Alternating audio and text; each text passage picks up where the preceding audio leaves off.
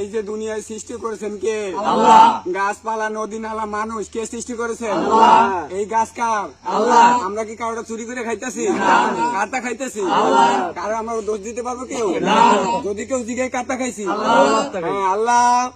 আমি এত রাইতে কষ্ট কইরা চুরি করে খাইছি, আমার খাইছি, আল্লাহর মাল খাইছি।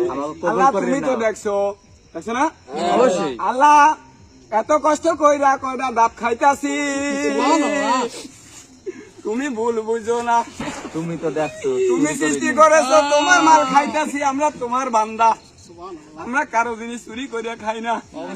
আল্লাহ যদিও কেউ চোর বলে, আর বিচার তুমি কইরো। আমরা জানি কালকে এলাকায় সমালোচনা করবে, কি করছি আমরা? চুরি করছি। আমরা কি চুরি করেছি?